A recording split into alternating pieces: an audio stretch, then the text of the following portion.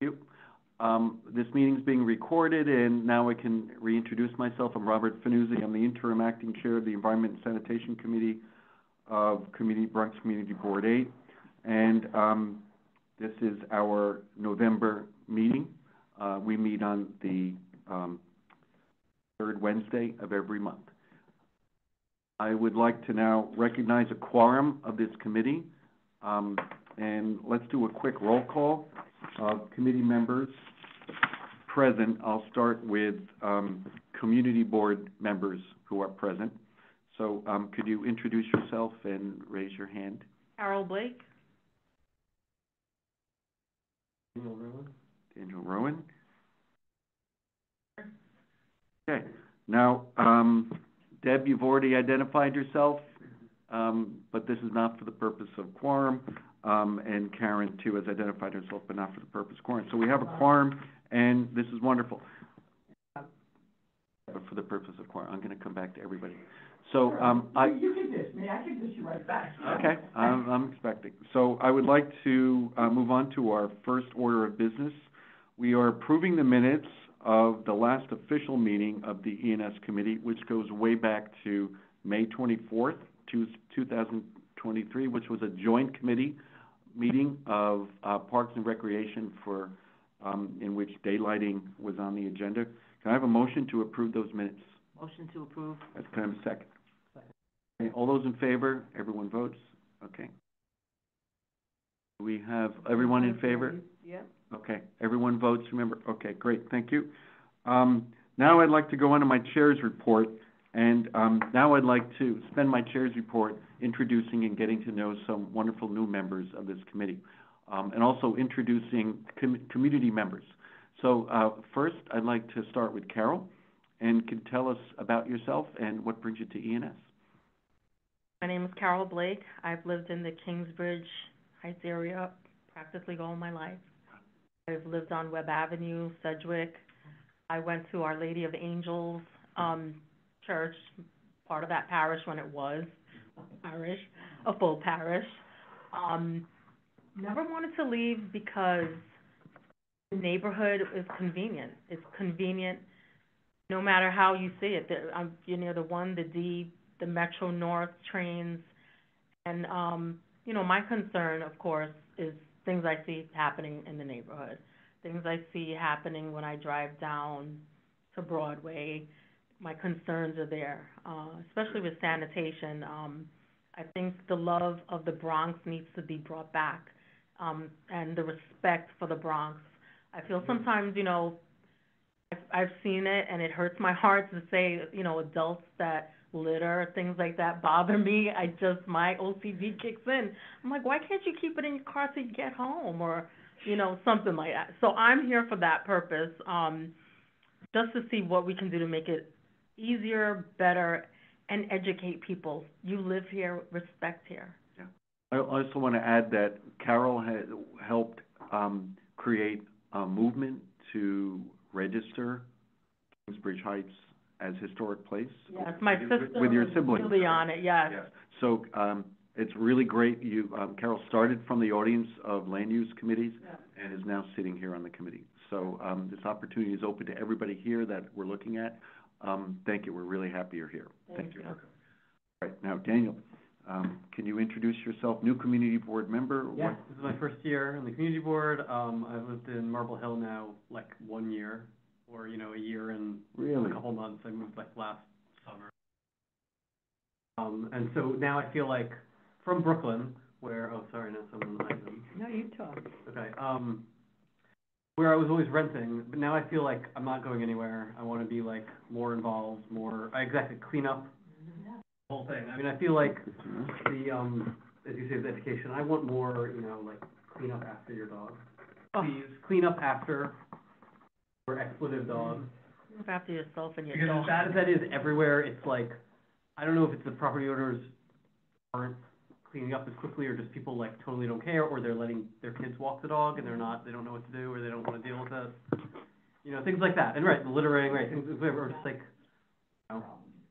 instead of just calling 311 and getting them to like add trash cans. We have work for you here.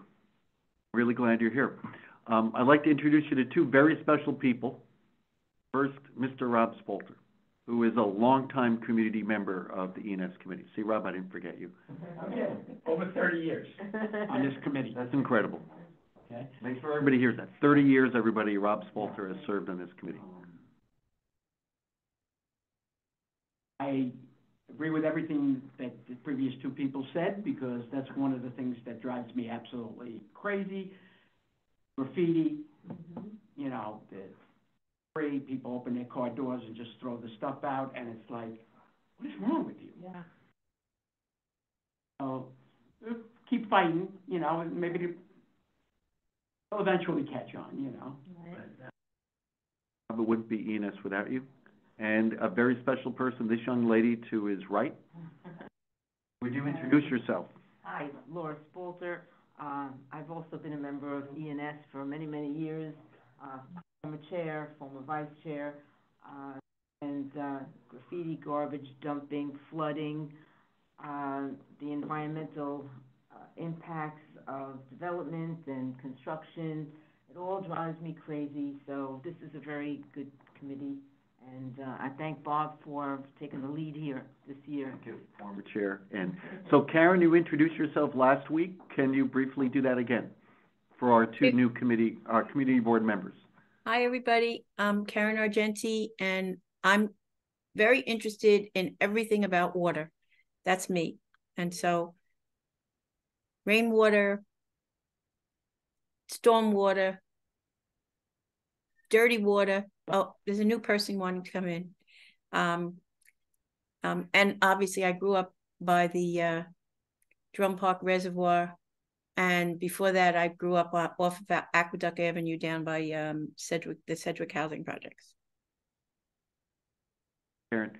And Deb Travis is a longtime, at this point, sorry to use that next to your name, a longtime community board member, indispensable member of E&S, also chair of the Parks Committee, which is a natural carryover for many issues. Deb, can you just introduce yourself to our new board members, our new committee members and board members? Yeah, hi everybody. I'm Deb Travis. I live up around the Drum Park Reservoir, and I kind of think of the E&S committee as my original committee. I've been on E&S since I joined in 2019, since I joined the board in 2019. But before that, I attended the E&S meetings for a couple of years, I think, just as a community, as a person, a regular community person. So originally got involved with the board through my wife's 311 reports around step streets and all of the challenges of litter and debris and stuff, the step streets, and then the challenges of litter around the reservoir. So I was a chair of traffic and transportation last year, and I brought a lot of expertise that I had learned from some degree expertise I'd learned from E&S, and kind of really there's just so many kind of interesting issues that the DEP intersects with in other agencies.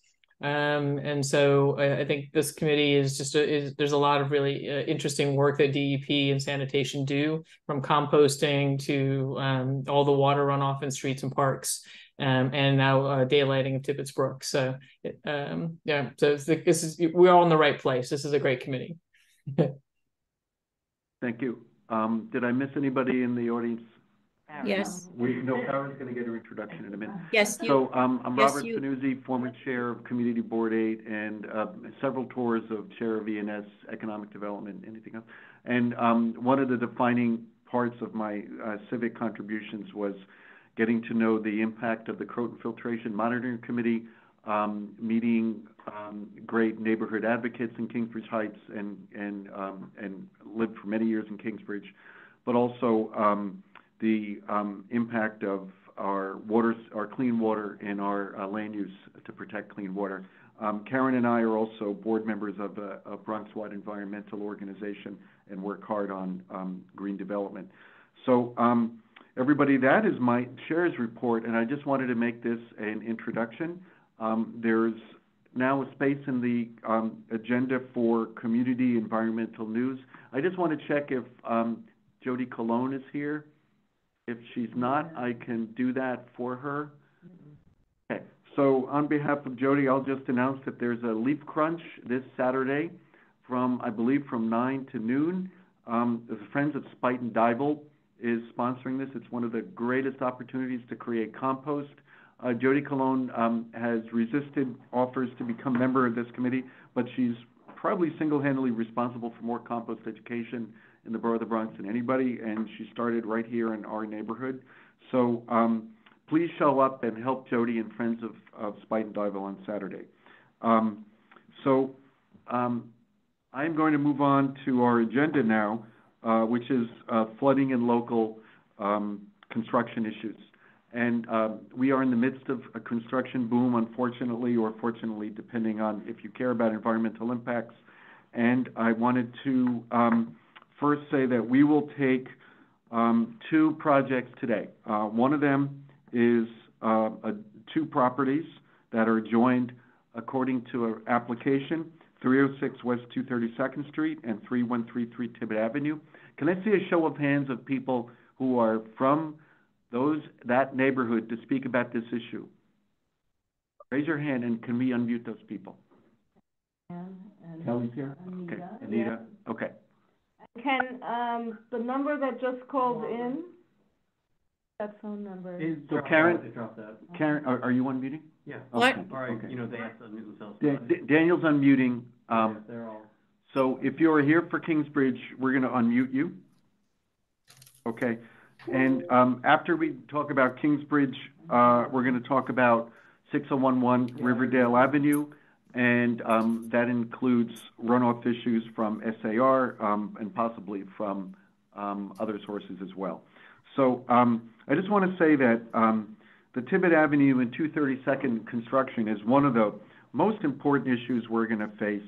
When we finish this discussion, I definitely want to have time for our committee to assess our options for actions. Those can include a letter. Those can include a resolution. So first, I'm just going to give a very quick overview, and then I'm going to invite 2 very important people who have done a ton of work on this to give a report. That would be Farah Rubin, our district manager, and Effie Artizzoni, community liaison from DEP. So the reason why our committee is dealing with this construction mess at 306 West 232nd Street is that there is a pending application for a dewatering of that site. And that is required because underneath this construction site at West 232nd Street, there is the remnants of Tibbetts Brook. That is the same Tibbetts Brook that we are daylighting along the Major Deacon Expressway. So in order for the developer to excavate for the charter school on West 232nd Street, they have to pipe the water out. DEP has a permit for developers to pipe water to sewer lines, and that's actually what the permit says. There is no sewer connection at that site. Therefore, the applicant has stated that they will pipe the water into an adjoining property, and that's on Tibbet Avenue. They have a very small area of contact, but they are technically contiguous, and you would literally have to run a pipe from one property to another to finish the dewatering of this. So before this has even happened, there have been impacts of groundwater and water damage on adjoining properties. So I'm first going to ask Sarah to give us the latest on what is the status of construction according to DOB, all stop work orders, and any 311 complaints that you have. Well, we have a lot of 311 complaints. We received a bunch today. Thank you, Dawn and the Kingsbridge community residents. So we have to follow up on all of those. The only information DOB will give me is that there was a partial stop work order on the site, I believe from the damage to the parking lot. Yep. But that they gave them permission to do other construction, like the foundation and things like that. I'm trying to get more information again on this. They keep referring everything back to Department of Environmental Protection to, all under their purview, but we do not agree with that. And, we also, Effie did pose a fabulous question as to if that's not under their purview, how can they issue a stop work order? Because how would they have the ability to do that if it's not something that they're responsible for? So the stop work order has been lifted? It has not been lifted, it's a partial stop work order. So I have to find out when it will be lifted, and if you go can from there. I have tried confirm to have them. what it was That, issued Effie? for as well, yeah, sorry. And it will be lifted, and for what? What it Okay. was issued for. My understanding, it was issued for pooling, you know, water, an excessive amount of water pooling on an active construction site. That's what the partial stop work order that the buildings department issued was for. So we just need to confirm with them that it was issued. When does it get lifted? How does it get lifted? What their, you know, protocol is for that. Okay. So I want to now turn the floor over to Effie Artizzoni. Effie is a friend of this community. Her job is to help this committee deal with DEP issues. And Effie, you just have gone above and beyond. I want to personally thank you. The work we've done since our last meeting in October is really been, it's almost been full-time, at least for this committee. I know how much you've done, so I want to thank you for everything you've done. So, Effie, I would like to talk, I'm going to turn it over to the neighbors to talk about current conditions. But can you tell us about the status of the dewatering permit, which I mentioned before, which is separate from the groundwater that's seeping on the property at 232nd?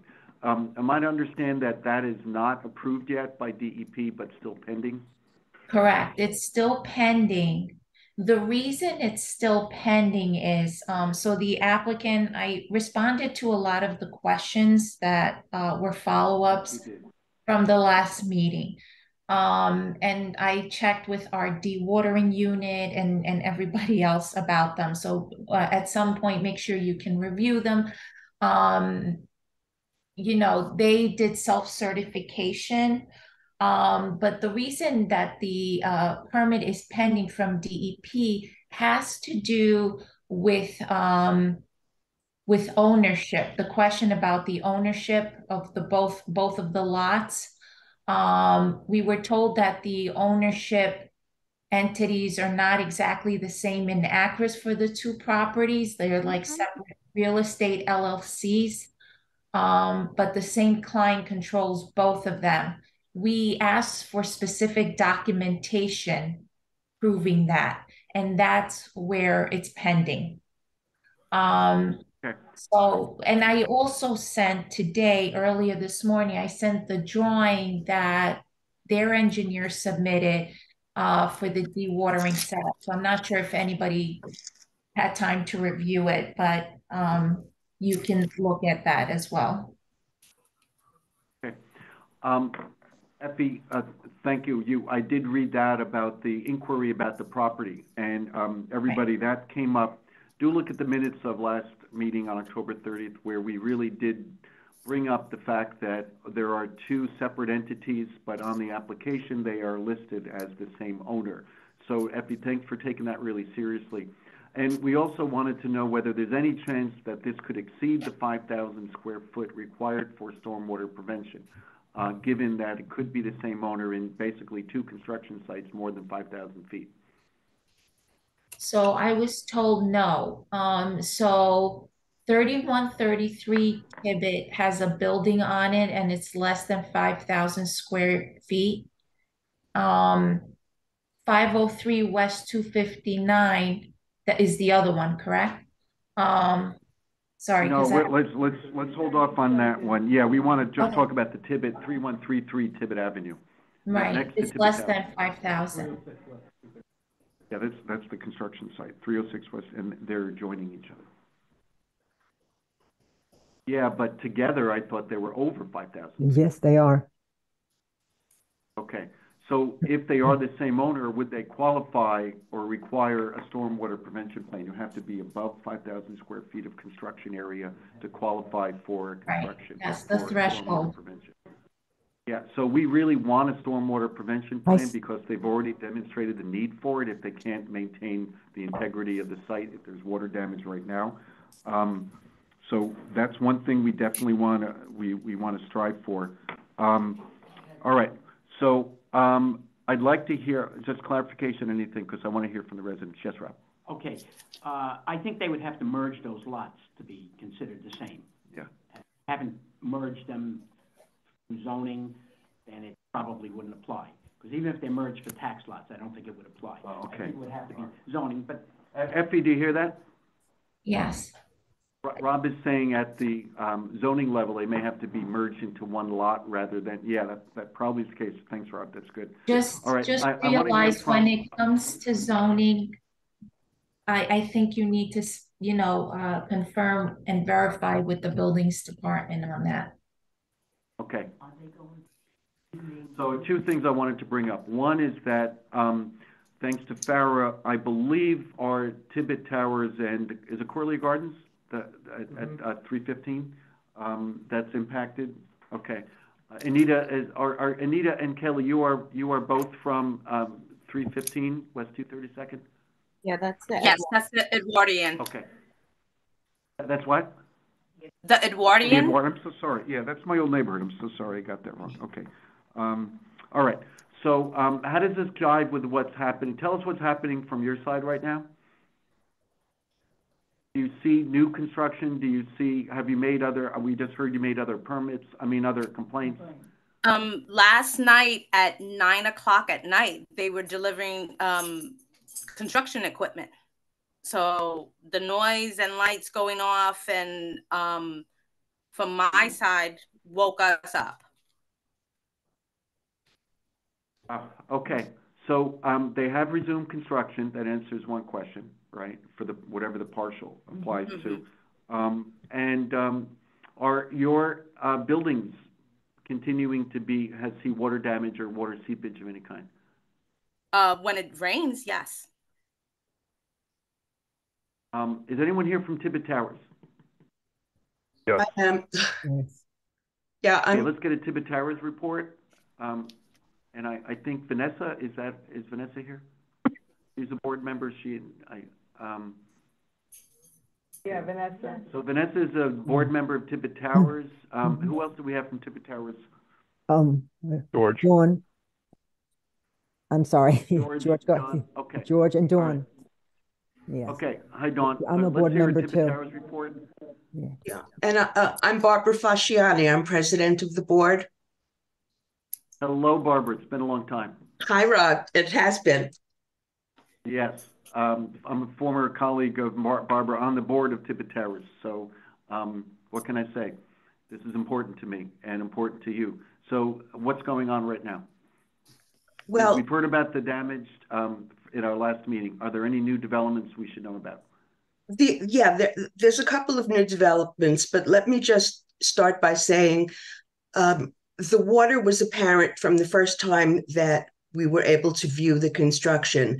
Anytime it rained, they had a little lake in the middle of their construction property. And then last March at some point, our parking lot, which is geographically adjacent to that lot, began to collapse.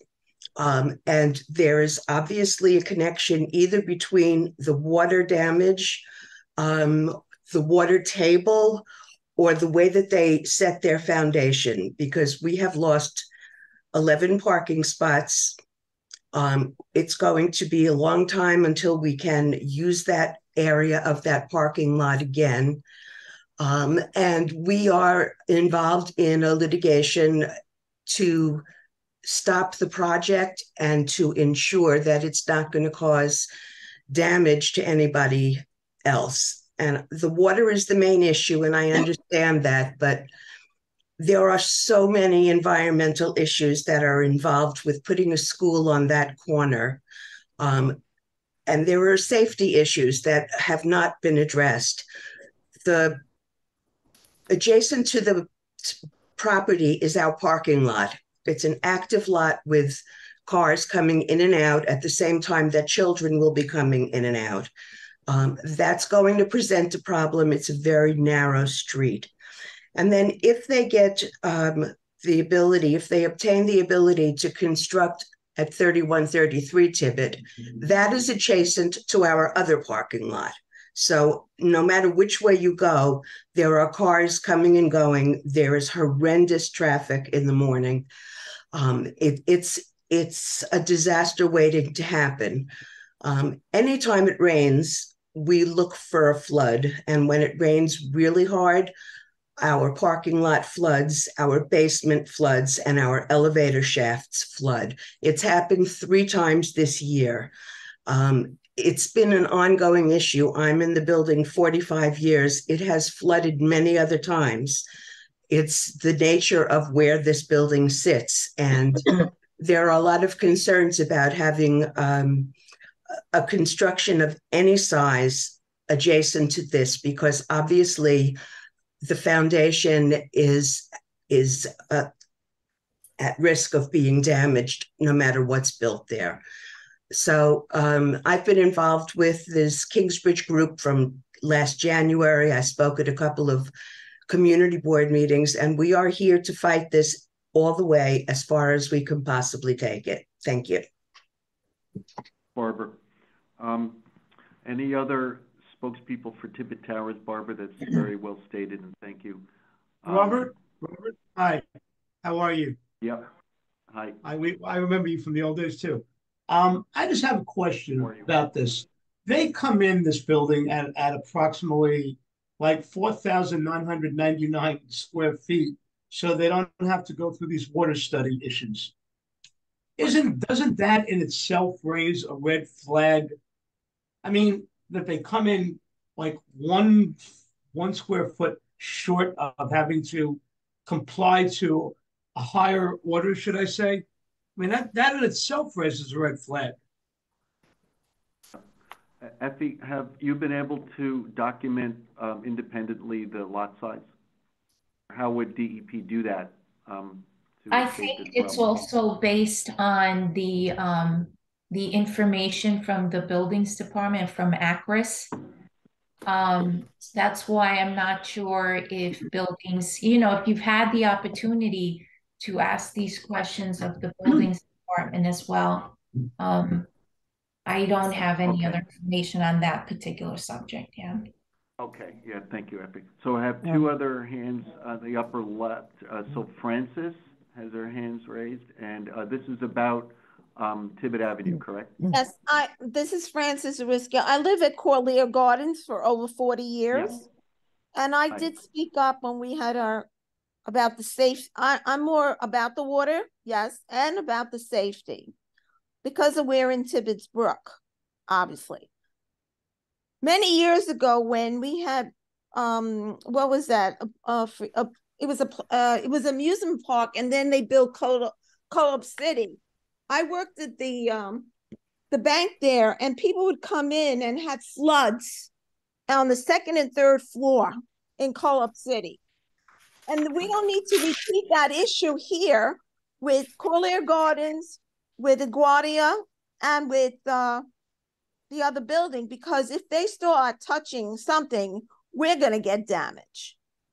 And we know that we're under Tibbetts Brook. And not only about that, it's also the safety. It's a narrow street. We have 4 corner stop signs, and some people don't even stop. The other thing is the parking lot. Yes, people are going to be going to school, these kids. People are trying to go to work in the morning to get out of their parking lot. And there's going to be major noise.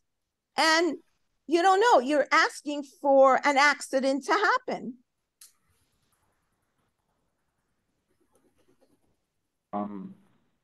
I frankly don't know how this goes on.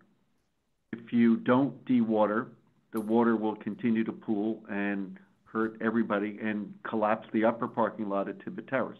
If you do dewater, you're going to possibly collapse the lower parking lot and flood an adjoining property in some kind of receptacle or tank. I'm talking about 3133 Tibbet. I don't know how or why this should have ever, to me, this is insane that it should be built on this site. I want us, Kellyanne, you had your hand up, and then. Wait, before I finish, I want to clarify something. We have already 12 schools in this neighborhood. 14. Oh, 14, excuse Yep. me. We don't need another one. No. Okay, Kellyanne, one more note, okay, then I just want to go over a couple of things that we discussed at last meeting that could help with resistance to this. So Kellyanne, did you have some news? I don't have any news. The major news Dawn shared was that they are starting to do construction again. They dropped off material, Anita mentioned late last night, and they were also doing work today. They also replaced, I don't even know if Tippett Towers want to speak on what they did, but they created a new quote unquote wall that takes up half the parking lot. That I don't see as a securing feature to the parking lot, but I'm not a construction person.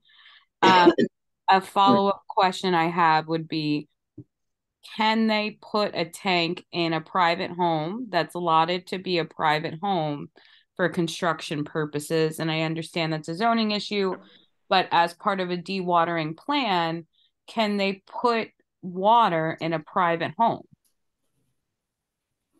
Excellent question. Bob, can I ask just interject one question? If I may, just in terms of like the end game here. It's just I'm coming from the perspective of the filtration plant. We know that when they originally intended to build the filtration plant, they hit groundwater, and so they couldn't go as deep as they wanted. So at this site, it seems like they're hitting water almost immediately. So how does that impact what can actually be built on this site? And has Department of Building done any kind of analysis of whether the planned building is appropriate for the site, considering the site conditions and the water? Because it doesn't seem to me like this dewatering thing is going to go away once the building is there. It seems like it's going to be like a bathtub, but we'll spread it, and you can't permanently have dewatering on this other site. Before they began this construction, that site, which measures 50 by 100, was home to one single private home. And that's what was there for all these years. It is hardly enough space for the proposed building that they're talking about. That's going to house 300 students and teachers and drop off and pick up and parking, and whichever way you turn, it's the wrong place to put a school. It's wrong for the neighborhood, and it's wrong for the children who are going to end up going there. Deborah, can I just We have requested, I'm sorry. I'm gonna close debate on this now. Bob, you have four people that okay, have their yeah. hands up for a long time. I'm just telling you. I don't know if you can see that. Yeah, Jessica, and is that Dawn? Yeah, Dawn, Jessica yes. and Dawn? Yes. No. And if you've spoke already, Okay, put your Dawn, hand you down, go please. first, Okay, and yeah, then no, I just Jessica. want to say that we have been waiting for like some time now for like a school safety study, like a traffic study, like environmental study. We can't get none of these things. And we have a situation such as the construction lot getting worse, with flooding. So this is like a hazardous to the community, and something needs to be done. They can get the Panstar can keep breaking the violation rules. I mean the DOB rules, and this has been going on for over like a year, and we can't get them to stop. So something needs to be done. And so this needs to be taken seriously. I just want to jump in and answer Deborah's question a little bit more. Deborah, to your question, they have done independent studies that all have conflicting answers in terms of what the water level is, and I put that in air quotes. The response from the developer is that this is an as-of-right property lot. If this was a New York City public school, it would not be approved to go there without an environmental impact study. Charter schools have a loophole as a private developer. They do not have to adhere to any regulation. That site is not safe for housing, but it's safe for a charter school because a charter school is a private entity and not a public school. They are not held to the same standards. They do not need this to meet the same requirements. We've asked that nicely as a community to the developer, to their fellow high school, and their response is no, it's not required. We are doing it as of right. I see. Okay. And Thank can I, you. can I jump into, there So are Jessica those, had her what hand you up. asked for is all on the DOB site. The groundwater, they did the core drilling and all those reports are published. I've looked at them, but I don't know how to interpret them. But somebody, and I don't even know who verified them. I don't know who oversaw them. I don't know if they were ever read before all these permits were granted, but all the studies that you described can be found on the DOB Now site. Okay. And Jessica had her hand up, and then I'm gonna move on and offer some answers. Who else? Jessica and Already. Yeah, okay. yeah. So I live in Corlier Gardens, and I just want to, essentially just let everyone know that I do also oppose this project. I don't know enough about the dewatering issues just yet, but I do just want to voice that it will impact the community. A lot of people use Tibbet Road just as a means to get to the highway. So it is actually one of the more popular cross streets to get over to 230th Street. And then we have a school on Corlier that blocks us. We have another school, St. John's north of it. So it really gridlocks, particularly Corlier Gardens, Tibbet Towers, to move our cars, to just live a regular day. And I am very, very concerned about, how traffic is going to affect everyone, noise and everything. So I strongly oppose this project. So, two things. Well, I just have a question. There's somebody with an iPhone that wants to be admitted. Should we admit that person? If we do, we just have to ask them. They're gonna be muted until they give their full name. You could admit them, but keep them muted. They join muted. I don't know who they are.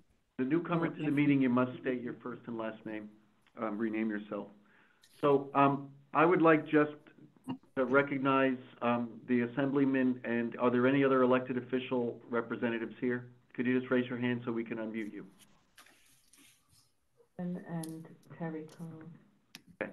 So, I wanted to make sure that we, also heard from Farah. So, Farah, could you remind everybody of the, plan examiner hours and opportunity for DOB that you mentioned? Yes, I did send it to you. The next one is on, I believe, November 21st. I believe the hours were from 3 to 7. They do it every first and third of the month, I believe. I did send the schedule. I could resend it to anyone who wants it, but you can find it on the DOB Now website for the after-hours consultations with DOB members. It would be great for a group to put together specific questions to go in there, and it's a walk-in thing. They'll set you up with someone, and you can go point by point with them. It's very hard to get them to respond to a lot of our emails. They do not do, that's why we can't have them at our meetings at night, because the city is no longer paying for their overtime, so they have no representatives to come to our meetings at night. That's why I think it's very important to go to one of these. We have done it in the past as a board, and we're able to get answers we couldn't get any other way. You meet with a plan examiner, and it's very, very helpful. Yeah. So also, Karen, could you unmute yourself, and could you tell everybody about what it means and what could happen if you notify the city of New York of a dangerous condition? So you should put in a note that there is a dangerous condition and that the city is not taking care of it. And you should put a notice to you just send a letter. We have a couple of copies that people could use. You send a letter to the controller and the corporation counsel that they are on notice that there is a dangerous condition and that the city is not responding, and then they are going to be responsible. And also, if there's damage that's happening because of this project, there are forms that you could fill out at the controller's office. Effie knows what those are. And then you could get reimbursed for any kind of damage that's caused from a problem with a big flooding process. But I have to say that I think it's okay to go see the plan examiner, but when I had problem with the buildings department across the street from my house, I was on the phone with the commissioner of the Bronx office. And I would talk to them and find out exactly what they're doing and ask for a meeting with them. And you get a 15-minute meeting, but that's the most important thing you could do. And don't forget to get the really most important thing is the secretary to the commissioner's office is really a critical person. And you should keep calling that person, the secretary, and finding out what else you can do. I wouldn't, I mean, you could go down to the meeting of the plan examiner, but at this point now, this project has so many outstanding violations on it. I don't know how they could give a partial stop work order. It's just simply a sin. And I mean, I made a copy of the whole list, and it's right there on the buildings department thing. There's no reason to give these people a partial thing. And you don't want that foundation in there, I got to tell you, because that was the thing that we fought on Giles Place. They put in a 4-foot foundations for a building that has 55 units in it, and it wasn't up to standard. And how could we tell if it's up to standard? You know what I'm saying? But you know that it's only 4 feet. It's not good enough to handle what needs to be handled. Mm-hmm. And I tell you one other thing about the filtration plant. It wasn't true, Deb, that they ran into water and couldn't go down 10 stories like they planned. They did go down 10 stories. And for the whole time, which was almost 15 years, that they were doing the work on the filtration plant, they were pumping out the water. There was this giant pond. You could take the number 4 train and stand by the window and look down, this giant pond of water. And I could stand at the sewer. I'm sure I even have a video of it, of the sewer that they were dumping that water into. And so this is something that's done. It's not done very frequently. And I think, I can't remember, I think the deposit because I foiled on that they were putting into the sewer was 50,000 gallons per whatever. And this one is 100,000 gallons per year, which is, to me, a lot of water. And there's no reason why there's any permit whatsoever on that property. Yeah, I would go see the commissioner. Just go see the connection. And if you set up a meeting and you tell us when it is, one of us will go with you. Yeah. I'd like to ask now for representatives of our elected officials. We need your help. This is a crisis. Could you raise your hand, and who is that? You have Ivan. No, not leave them for now. You have Ivan, right? And you have Terry. Okay, Ivan, can we unmute? Who's Ivan? Okay. Okay. Hi, Karen. My name's Ivan. I've worked for Jeff for the past 10 years. I'm actually good. I wasn't going to cover this initially. I'm actually just here listening in, so I appreciate the offer to speak, but I'm good for right now. Thank you very much. Ivan, bring this back to your principal. We need help with the DOB. We need a Bronx commissioner meeting. We've been involved every step of the way. Can I just say something, please? Yes. Our Terry, office please. has been working on this issue, simultaneously being very aware of the emails and the work that Bob Fanuzzi and the questions and Effie's emails. Since 2022, we've been emailing the DOB, and Effie has been wonderful in answering some of the questions. So we're very familiar with the issue, with these issues, and the assemblyman is in support of addressing any issues that need to be addressed. So at this point, we would love your help at getting the attention of the DOB at the commissioner level. So, we will need. Well, what I would, yeah, I mean, what I would like is, a detailed, an email detailing what we need from the commissioner, what questions we're looking to ask, so that I can present that to Jeff. Okay. I'm sure he would want to be a part of that. Barbara, these are DOB questions, okay? So Barbara Killian, please write into the community board your questions. We want to make sure we represent them all. And we have a bunch from our meeting, and we'll forward that. Yes, and please. You'll be able to go to the DOB prepared. So I also wanted to ask the committee now, what is Raphael Crystal? Raphael, we need to take some action at a community board level. So Yeah. Is there any advice you can offer for how to be effective here? Yes. Unmute yourself. He's unmuted. Raphael, you can speak. Okay. Yes. Well, this is on another subject, but if there are noise problems, such as the one that was mentioned about 9 o'clock the other night, you need to call 311, and Yes, they will did. respond. Yeah, good. They did. All Okay. right. So I'd like to mute everybody except the committee right now, because we need to speak about what we need to do. So, No. We have to ask them. And then we'll do it. yeah. So we're going to do some committee business here, and I think we have two courses of action. Come back in. Jeff and Karen are the committee members. Jeff and Karen. No, they're here. Everybody stays. We're just going to be able to talk. We can't be interrupted. So I want to throw out these. Deb and Karen, just let me know when you're unmuted. I'm unmuted. I'm unmuted. Yeah. Okay, good. All right. So what we want to do is, I think there are two avenues available to us. The first is to write a letter to DEP about our deep concern with the dewatering application proper, and for all the reasons that we've heard and all the reasons that we know. Pertaining to the dewatering permit, it is still a live thing, right? And we should offer DEP our concerns about that, okay?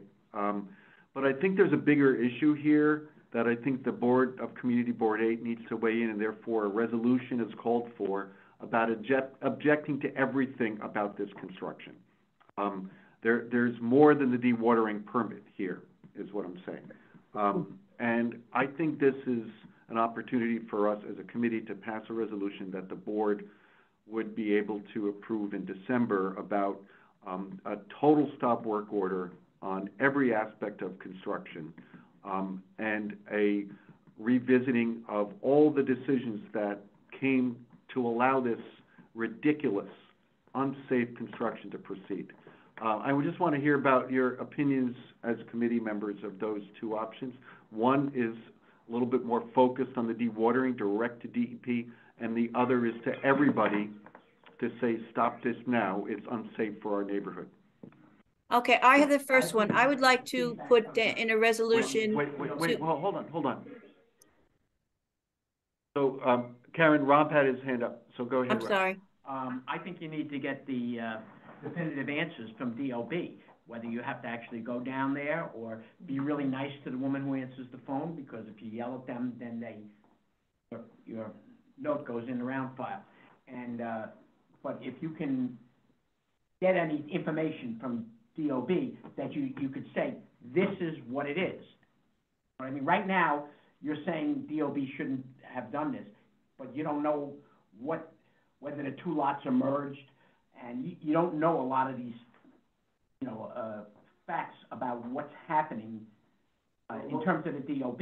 Well, to me, I know the fact that it's harming the neighborhood. It's harming the neighborhood, but I don't know if the community board is in a position, that's just my opinion, to do that. I think that's all we do. That's why you should just say to stop everything. Let Yeah. DEP do what they're already doing.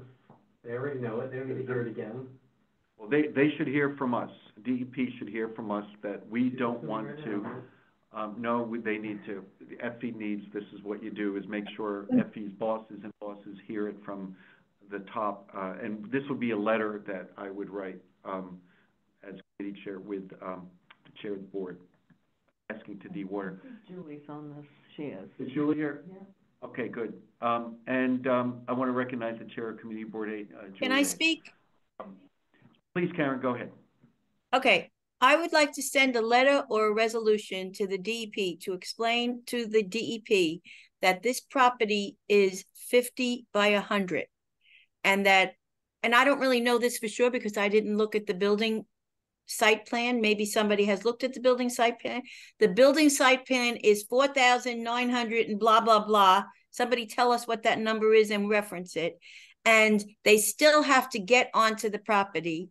That's number one. Currently, the property is totally pervious.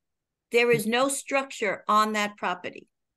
That means that the conclusion is that it will be, as they walk into this building that's taking up that whole piece of land, which that alone is outrageous, that means that it's 5,000 square feet of new impervious surfaces and qualifies for a stormwater management plan. And we would like to know exactly how they're going to manage their stormwater on that property, period, the end. That's number one. That's a separate letter. But Karen, isn't it also true that there's the stormwater management plan, but that's the water coming down. This is also there's a groundwater issue here. Well, that's the problem. They have nothing, they can't put anything in the ground because first of all, they're using the whole lot. That's number one. So Right. they have no place for the water coming from the sky to go in, and they're sitting on top of water. But we can't answer the water problem. We need a hydrologist for that, and we don't have that. But right now, what we do have is the facts that it is 50 by 100 on acres, on every place that you look online, on the deed and everything else, that they're saying that they're just underneath, but that doesn't matter because they are covering everything. They don't have a place for a tree. Not a tree. And therefore, they are making 5,000 square feet of new impervious surface and qualifies under the new uniform stormwater rules to have a SWIP. And we would like to participate in that discussion. So Karen, you're talking about a letter. I'm talking about a letter, right? And I mean, if you want to make it a resolution, we don't want to wait until the community board meeting in December. We want an answer ASAP. I think the resolution can be a little broader too. Carol, I want to hear your thoughts. I know the letter would help, but I also feel visuals would help too. Videos of when the rain comes down and what everyone's talking about. Because, you know, once a letter is sent, people read it, they forget. But once you see pictures, you really Kelly has a website. Hey, Kelly, could you download some photos and send? Is there any video too, just to show how the water is collecting? You know, what the real issue is when it's raining? Okay. Well, I guess one of the things you could do is you could actually put in the document that the buildings department itself has on its webpage that describes what's going on and why they have all these violations over the past couple of months. All right. So I want to hear from all our committee members. Dan, did you hear me? I'm sorry. I think a letter could go quickly without waiting for a resolution, which could come later, perhaps. But I think we need to go higher than the Bronx DOB. I think we should CC the Bronx DOB and go to the Commissioner of Buildings, period. With and I really agree. He's in jail now. Well, there's somebody higher. I also think that they have to go to the plan examiner. They already have the questions. Yeah. I think that appointments could be made, meetings could be arranged, the elected officials could do that. But I think we may need to go higher than the Bronx DOB. At least share it with the higher. Let's think about who we're addressing this to and what we're addressing to that person. So, to me, it is absolutely imperative we write to DEP for all the reasons that we stated to talk about the dewatering and the SWIP, okay, Stormwater Prevention Plan, the things that Karen said. I also believe, based on what I've heard, that we should be making a formal resolution against further construction on this site, stop work, do not lift the work order until these issues are solved. And that would be. Until they do There's a new Zoom person that wants to get in the room, and so I'm just telling you, I'm admitting him. They've been sitting there, Karen. Don't admit them. A letter is Okay. more of an inquiry. So Farrah's the Okay. DOB. Yeah. The Department of Buildings, yeah. So that's Bob, why when. We let them in and talk, or? Well, let me let him finish.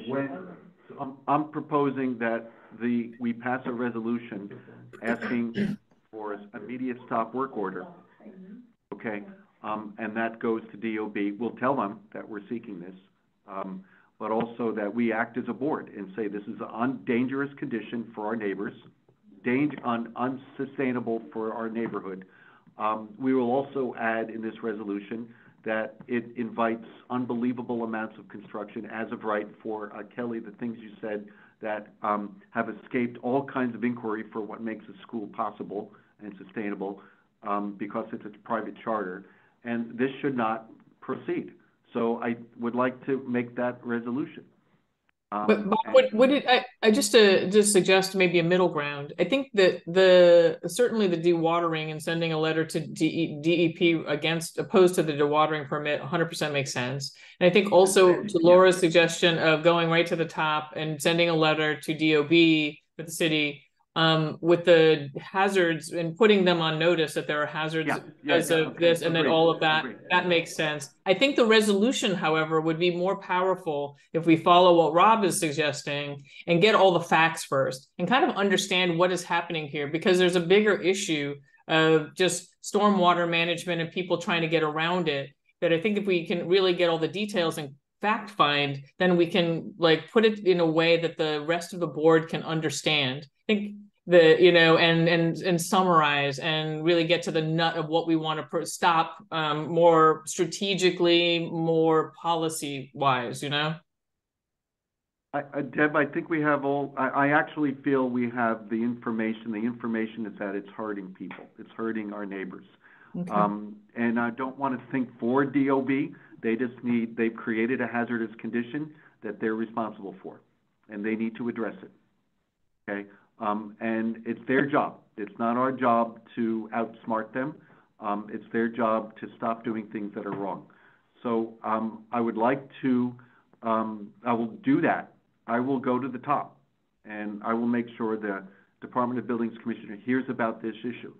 But I would like our board to weigh in and say this was a bad site to build in the first place. All the reasons that we stated. And just the problem right now is that they can, as far as we understand it, they can build as of right. So how do we stick our foot in that door? I want to hear this is the only thing is we don't know what we can get. See what I'm saying? If we were to say stop work on this, and I want to hear from the community, what can we get? Are they going to fill it in? Are they going to rescind whatever building permits they have? I believe the permits should all be frozen. That's what I want to say. All the permits should not be reinstated. This should be a stop work order until the water issues are solved. And if they can't solve them, then the DOB should withdraw their approval of this. Agreed. What is it what the letter would accomplish? And how they're going to solve the issues makes sense, because you're asking for concrete, there are problems. Saying, going back in time that you shouldn't have done this or, whatever. I want DOB to hear that they should stop construction on this until these problems are solved. It's a lesson they're just going to have to learn from, honestly, Has anybody gone to the newspapers about this project? We should go to the Riverdale Press and have them write a story on this. Well, this is really horrible, and all they want to do in this city is keep building. And if we don't get them to stop, this is going to happen every single time somebody decides to build something. I think the board needs to weigh in, because it's a land use issue and it's an education issue, and everybody feels it's a traffic issue. This is what I'm hearing. There are more than environmental issues here, but we can be the one that starts it. Stop building in stupid places. Stop doing stupid stuff. This is stupid and dangerous. Well, that makes sense if you're a rational person, but the city is run by developers who fund the politicians, okay? You know, and We've got to draw this is gonna. Before him, Bloomberg, all they want to do is build, and they want to build in every square inch of the city. And I can't, it'll be a time in the not too distant future that they're gonna say, well, we have all these open spaces and parks. Let's just build housing developments in the parks. Right. Because they're gonna run out of space. And, you know, it's crazy, but trying to use logic on a system that is illogical. And that's the problem. That's why you don't use logic, you say no. Oh. Yeah. You just say no. They don't have to listen, but we can say it. Yeah. Okay. I want to make a motion that we make a resolution that we bring this to the board, and the resolution says for a myriad of environmental and community quality of life reasons, we want this stop work order reinstated, and we don't believe that the construction should proceed until these myriad problems are solved. Okay, I will.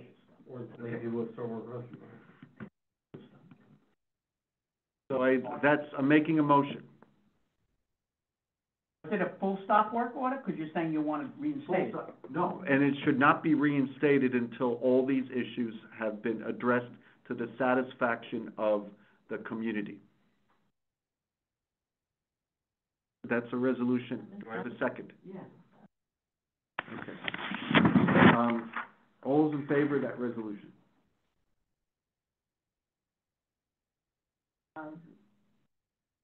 Karen, so everyone, it's unanimous. Okay, all right. So And we have you'll 4 get a hands draft that are up, but circulated. I don't know why I don't know what they could add to this. Okay, I think they're just approving, and so that closes our action on this. Just to rehash for everybody listening, we're gonna be doing.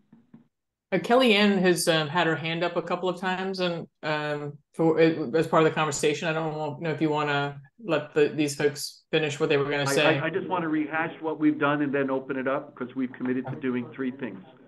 So number 1 is that we're going to write a letter to DEP expressing our concern about any approval of this dewatering permit. Number 2 is that we're going to write a letter to DOB expressing our concern about all these stop work orders and all the complaints that we've received about construction.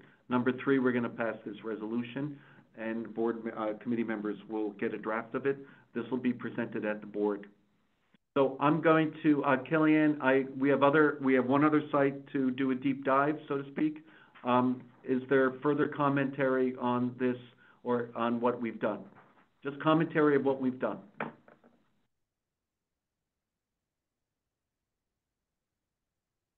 Any further comments on the actions that Community Board 8, Environment and There's Sanitation 2 people Committee there, does? Kellyanne and Camellia. I see them. I see them. They're both muted. Do they Commentary need to be on what unmuted? we've done.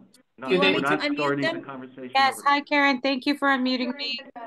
I just wanted to share 2 things. Karen, you asked if we've been to the press. We've gone to Riverdale, we've gone to CBS 12, we had Bronx News 12, we've had the Dinowitzes at the site. We also have Senator Jackson. I'll just flag that Riverdale Press called us NIMBY racists and did not take our claim seriously. I also wanted to offer the pictures that I shared with the group last time, if possible. Can you please grant me permission? I'll show the site pictures that were asked. Kellyanne, no, we have another issue here. Oh. Please send them. We did see that last time. And that's going to be included in our letter to all the entities we talked about. I promise you. No worries. We do need to move on to our Got next it. building. Thank you. Thank you, Kellyanne. And Camellia, anything on the board's actions? Yes, Robert, thank you. Yeah. Just a quick question. Since this involves a DOB approach, would you also refer the matter to land use to secure their support and maybe get their feedback if there is any specific I'll go to land use and report on what we've done. Thank yes, you. I will. Thank you. Just wanted to make sure. Thank you. Okay. All right. I want to welcome now 2 people who have been very patiently waiting. And Effie, thank you for holding on. Dr. and Dr. Wasserman operate their business from 6011 Riverdale Avenue. And doctors, you've written to our community board about flooding in your building. Can you tell us more? Have to unmute, okay. All right. So I'm in Riverdale for like 50 years, okay? Since 73. We had no problems with any flooding until the school behind us, the SAR, had decided they were going to go and build this, I guess, ball field, or I don't know, whatever they did. But in the last 2 years, we've had actually two major floods that have put me out of work, that have cost me a fortune of money. And the floods are caused because the fact that there was no thought of where the water runoff would be. We're below, and we're not the only people that have been affected. The temple has been affected.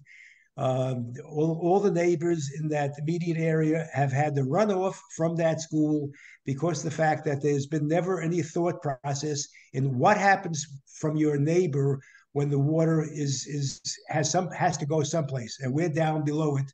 And again, it's too late to stop it. But the fact is that we would like some type of commitment that the building department would recognize that the problem exists, because they've been totally ignoring us. And now they, at SAR High School, plans to go and build a new site in the vicinity of where the old Capital One building was.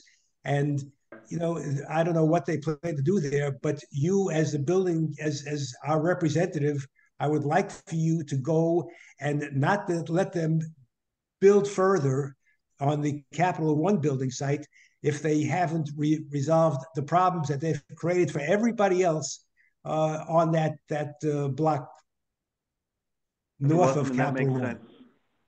That makes perfect sense. Thank you. Well, so are there any other neighbors on Riverdale Avenue? Because we've been looking into this issue as well. Yeah, well, I said we've been on TV already because CBS News, there's Vincent, I don't know what his name is. I don't know what his last name is, but he's had major floods. My neighbor right next to us has had floods. The temple has had major floods.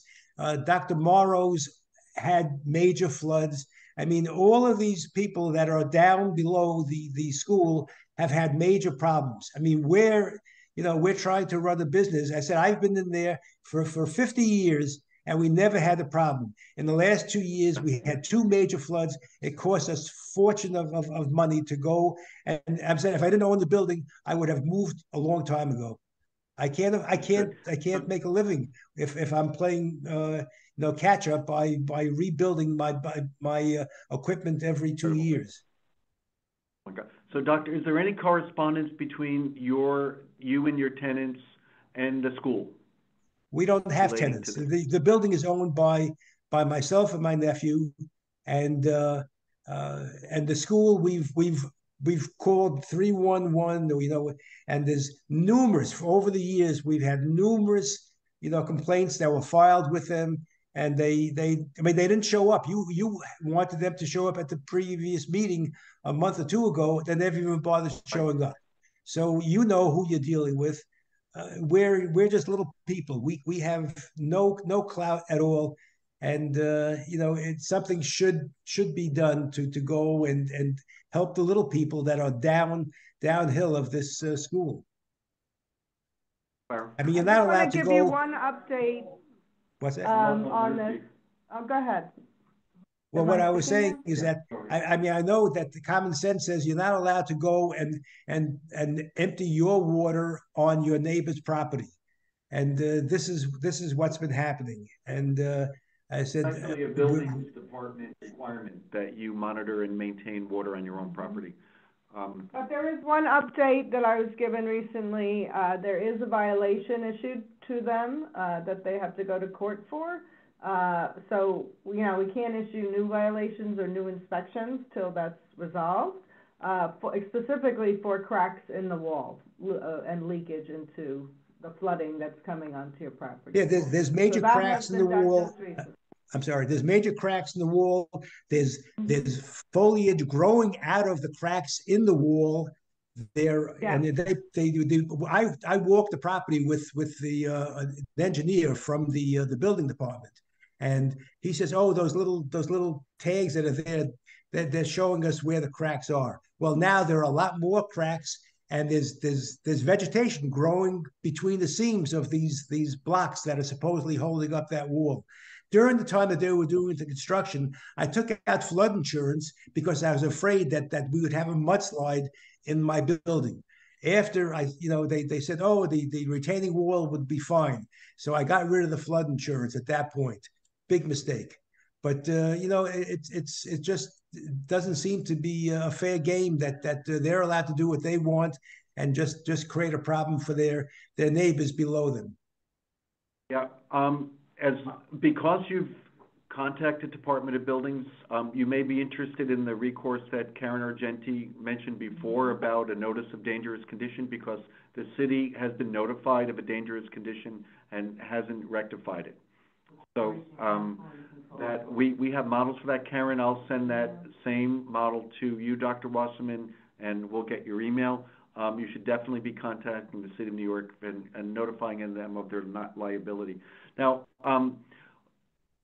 Effie, could you, we are mortified that this building, the construction of SAR, which I wish I remembered the inception date of construction. It's actually the year or two before I got on the board. I think it's I believe 206, it's early 2006. 206. Okay. So, Effie, why can't a large campus like SAR be subject to rules for stormwater prevention plan, number one, the existing, and number two is, can the new construction be required to have a stormwater prevention plan for all the reasons that Dr. Wasserman has told us? So you mentioned in your email that it's because it's older. Yeah, I'm sorry, we have to unmute her. I'm sorry, Effie. Thank you. Thank you. I couldn't talk before. What is the property address? Is that 503 West 259, or that's not it? Yes. Yes. Correct. Right. So 503 West 259th Street, that was constructed between 2008 and 2010, I was told. It's a combined sewer area. So that's before that chapter 19.1 existed. It wouldn't trigger this. What is the new construction? What address is that? What does the new construction involve? His profession. So the new construction is Karen, down can you the look block at that from right them. now? Yeah, but she needs an address. Okay, but in the meantime. Well. And what is the new construction? What will be constructed there? Another school thing. Extension of the same school, Effie. Parking lot. In a parking lot. So it's right now it's an excavated hole. There used to be a bank there.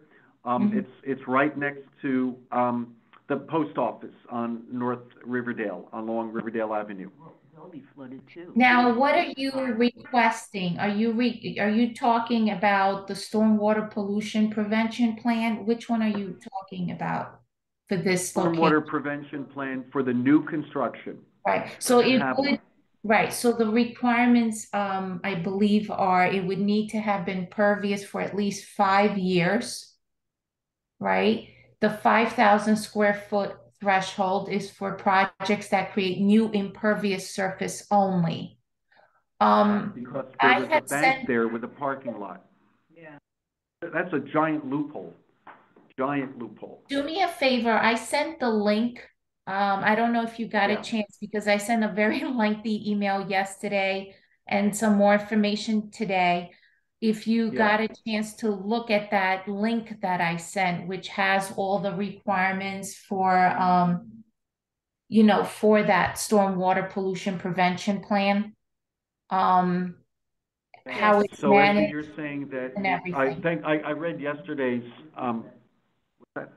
so the address is 5977 Riverdale Avenue. 10471. Thank you, Rob. Yeah. I'll but I check think- with that unit if they have anything on file for them. Okay, So I you're think the saying it real may not question, get- I think, I think the real question is the land above that. And I think the question is, even though they're in a CSO area, and they had done some kind of construction and several different kinds of constructions, not just one construction, that each year you need to renew your stormwater management plan, which everybody does, just takes a piece of paper and changes the date. But we could take a look at that and see how they're managing their runoff and whether or not it's taken care of, which obviously it's not. Yeah. There's no green on their parking lot at all. So has anyone contacted the school? I No, the believe stormwater we plan did would have reach to be out- filed with the DEP. I know, yeah. Just, Are you trying to yeah. talk, Effie? Yes, I am. No, I can talk. Yeah. Okay. Karen, please let me recognize people. And Effie, go ahead, please. I can look into that. Just do me a favor, send me an email from the board with the specific asks, and the address 5977 Riverdale Ave is what you mentioned, right? Yeah. And let me follow up on that one. That was not on the previous email, so it's new for me. No, this is new. Karen, the building needs to, if they never had a SWIP, how can they be updating it? No, they have a SWIP. They just don't have the newest SWIP. Everybody, the stormwater, that idea of having a stormwater management plan and a stormwater pollution prevention plan, all of that has been around since the 1990s. So everybody has that, and they're supposed to do it, and they're supposed to have an annual report that goes someplace, and where, I don't know. But stormwater management plans are self-certifying, aren't they? Yes, but they have them, and if you ask for them, you have to get it. That's a good mechanism. Thank you. That's a very good, stormwater. Effie, is that filed with DEP or is that DOB? No, it may be us. I have to check. Yeah, I don't comment. So we're not, it's not the SWIP, it's the stormwater management plan. Correct. Okay. Right. And every building to get built has to have a stormwater management plan. If we have to look at it, and if there's some kind of breach in it, or if it doesn't work, we have to say, you need to look at it again. That's something we can work on. Thank you, Karen, that's great. It's the stormwater management plan, okay. Annual. Okay. Effie, we'll be following up with you on that, and every year, we'll go, the years of the flooding you said were 2 years ago, Doctor? The first one was 2 years ago, and then this year we had 2 floods. So I saw you called 311 twice. Oh, yeah. Called on 9/11 and on 9/30 for this year. That's basically the flooding complaints that I saw through 311 that were referred to DEP. Right. And for 9/11, those were heavy storms that day. So the sewer system may have been overtaxed due to the heavy extreme rainfall that we received. 29th, yeah, right. For September 30th, we were out there and we noticed on the catch basin there was debris that was blocking it. So maybe that had caused the flooding. And they were out there. I mean, I don't know who does the sewer thing. They were out there, and they said that they were out there. They came out there and they said the problem is not from the sewer. That's what they said. That's the problem. And said it is not coming from the sewer. They did not find any issues with the sewer, correct? Yeah. So therefore, it was coming from behind us. It was coming from the retaining wall that is a 50-foot retaining wall that's behind our building. The field operations staff that was there are not. They will not tell you it's coming from the wall behind there. No, but they told me it wasn't. But they Yeah. told me it wasn't coming from the street, though. Correct. Their job is to look at the city's infrastructure in the street. Is it coming from a broken sewer main? Is it coming from a broken basin or something like that? Right. So yes, they closed them out. They came there. They noted that one of them had the catch basin was full of debris on the top, matted over, and the water wasn't draining into it. So they removed that debris. That was September 30th. And for the September 11th one, those were extensive heavy rains that, may have overtaxed the city sewer system, but the water, had drained at that point. Right. But they're not the crew that will tell you, oh, it's coming from the adjoining.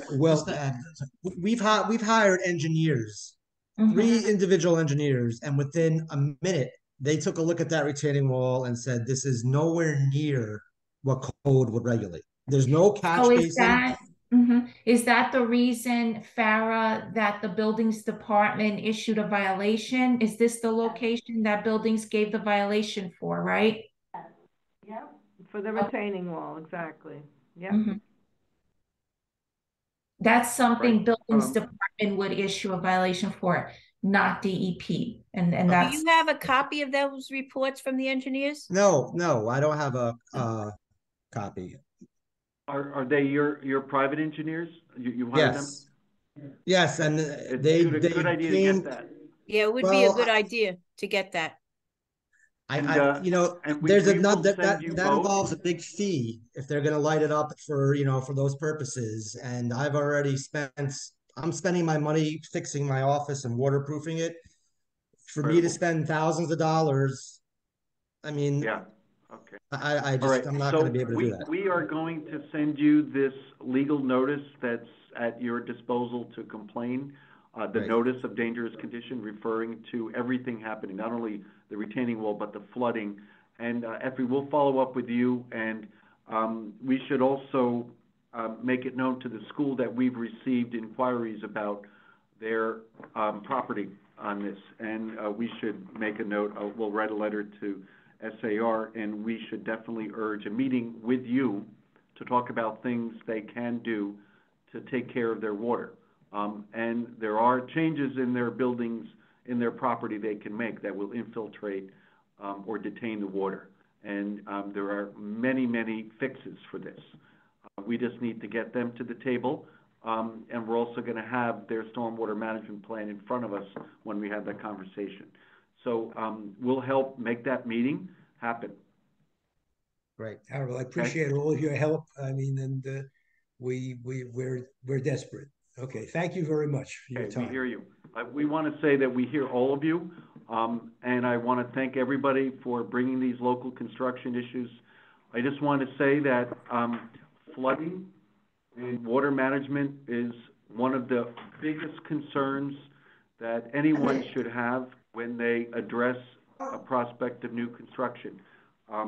And with that, I would like to segue to rezoning resolution that the Department of City Planning has prepared in 3 stages. So right now, we are going to be talking about, on our agenda, the City of Yes for housing. I'd like to stick with the City of Yes for housing. And I want to invite Karen and Laura to open discussion on this. This is a new zoning that will allow more construction. Yes. Yes. Yeah. That they are going to come back to us with a draft generic impact statement. I'm just going to say, when I say positive impact, it doesn't mean good, okay? It means that a action taken by and authorized by the city and taken by an individual will have a measurable impact on the environment, okay? And the City of New York, under environmental law, measures that impact in 16 ways, okay? So they are starting a study of that, and they have just taken comments on what the scope of work will be. So we will see that environmental impact statement in, let's say March, I anticipate it being done. So we do want to be prepared for talking about what the environmental implications for more housing. It's very rare that we actually hear the City of New York say, yes, there will be an impact. So Karen and Laura, do you want to talk a little bit about what you've studied so far on the implications of environmental impacts? The city of, yes, housing. Okay, well, I know as an individual, because of time, I did send in 8 comments to respond to the scope of work for the City of Yes Housing, and they dealt. Can you speak louder, Laura? We can't hear you. Sorry. Over here, Laura. Over. This is your microphone. No, you're You're fine. All right. That's not it?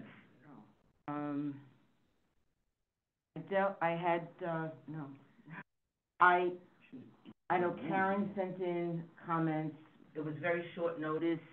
The scope of work hearing was on October 26th, and they gave 10 days for comments. I discussed in my comments, I asked them to analyze issues from effects on the health of children and the population when you build additional buildings in NYCHA housing, for example, because we have that in Bronx Community Board 8. Effects on, let me just, because I just found it for a second. Proposed action applies uniformly across the city in zones R1 through 10, but many areas of the 5 boroughs have been identified in studies as low-lying flood and erosion-prone areas. Provide an analysis of the cumulative effect of the proposed action on these designated areas in R1 through R10. I think that a big problem for our E&S committee is this cookie-cutter approach. We have flood areas, so, they're treating development equally all over and not taking into account the differences from Lower Manhattan to our flood areas. So I asked about that. I asked to analyze the cumulative environmental impacts of the proposed action on infiltration of stormwater from reducing the current open space ratio, particularly in R1 to R5 districts, and to quantify potential effect of the proposed action on the city's efforts to reduce combined sewer overflow as per state and federal mandates. They seem to be in opposition here because when the water can't go down and you increase the combined sewer overflow and we have those mandates. I think all of these potential issues, are potential for us to continue to examine and look at. Then I asked to quantify potential environmental effect of proposed action of the ADU housing on 50% of private property. That's the outhouses that they're proposing, outbuildings that they're proposing to allow on single-family lots in back that would take the place of lawns. Right, so I assume you're gonna take down trees, if you're gonna spend 50%, and you have to be 10 feet only away from the main house. If you have all of this going on, and all of these new houses, and they have, hook up to the city system, and extra, toilets and sinks, you can really appreciatively increase the density in a one-family home, two-family home. You really can. So can they quantify the potential effects of that and the elimination of many of the side, rear, front yard requirements, increased FAR, and infill measures that will replace grass, trees with buildings, especially in low-density areas. Okay, so almost finished here. The question, the proposed reduction in minimum lot sizes and lot widths, especially in R11 districts where they would be halved, would significantly, I lost it. One second. This way. have no memory. My fingers don't work. In our districts where they would significantly affect neighborhood character. Task 19 of their scope, evaluate the neighborhood character change. I asked to analyze the environmental and health impacts of the proposed infill action on residents and children from the reduced open space in NYCHA, Mitchell-Lama, and other subsidized developments. Additionally, thousands of NYCHA units remain unrented due to necessary repairs. Provide data on the feasibility of returning these units to the rental market.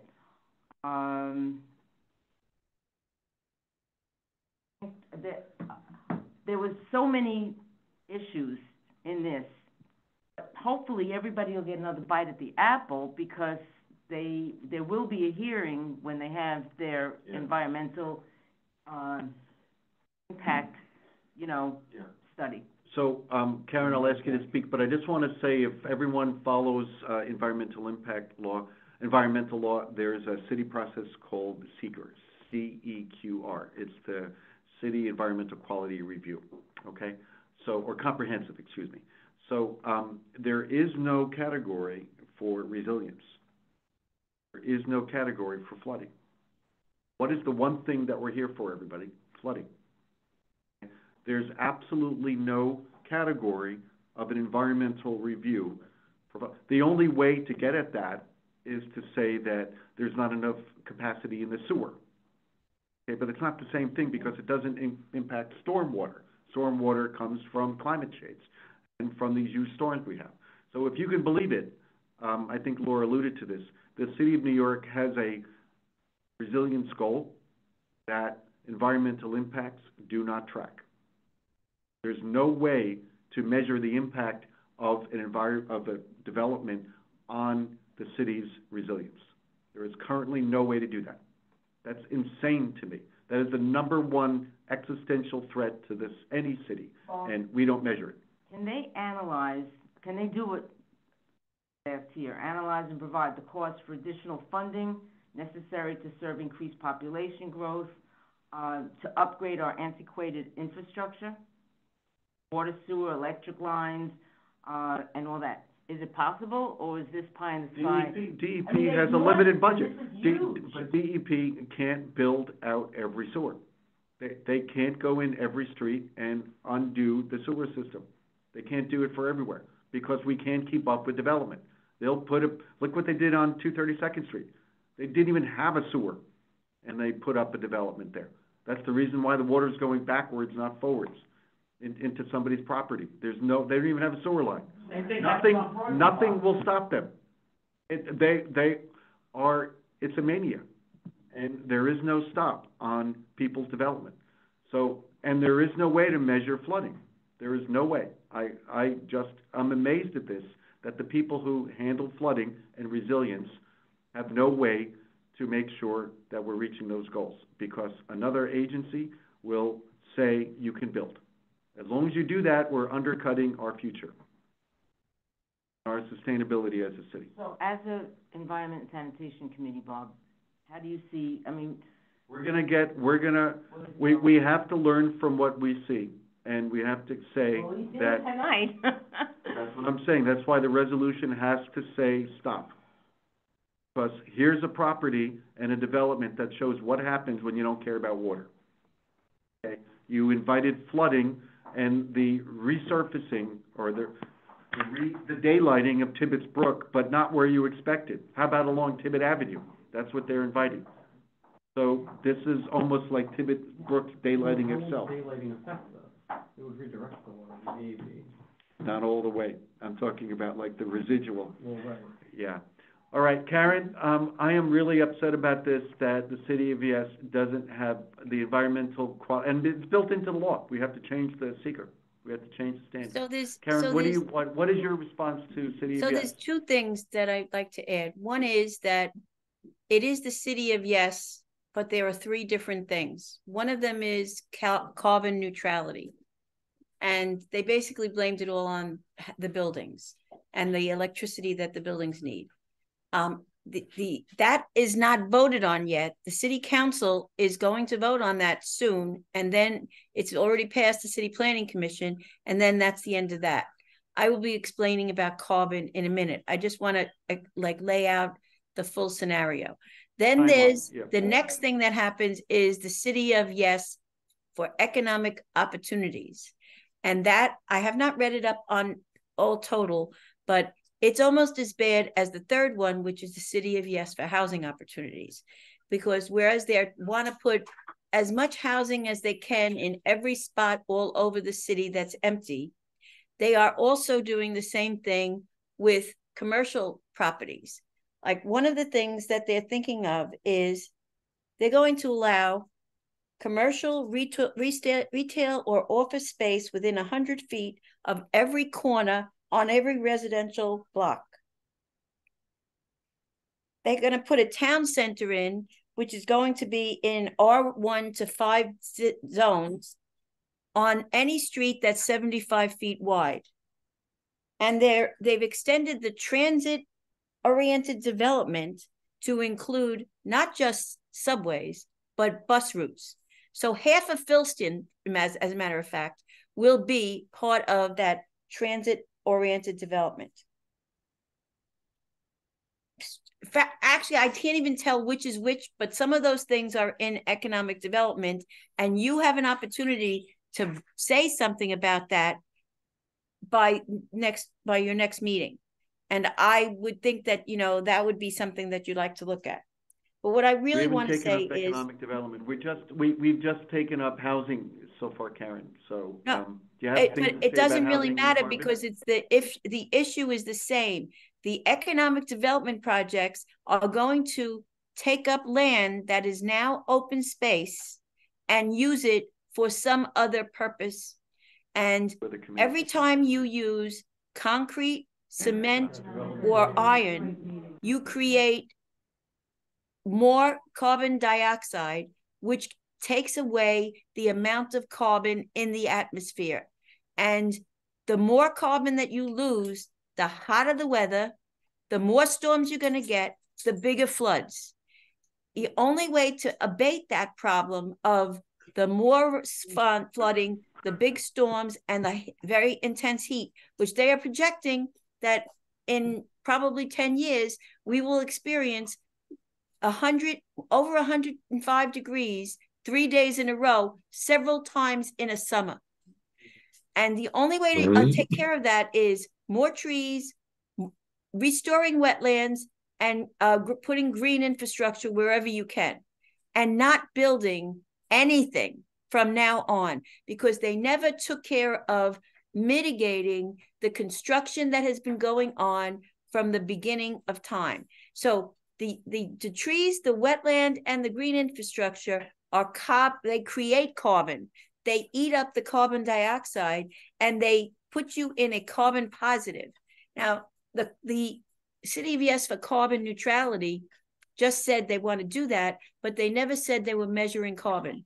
And so they never got to the point of measuring it and finding out what takes it away from it and what gives into it.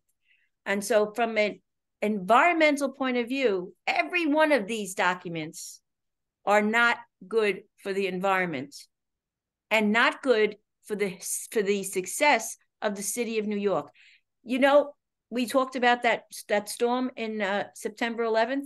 The only place where it was a problem in the whole metropolitan area was the city of New York. Now that really says something.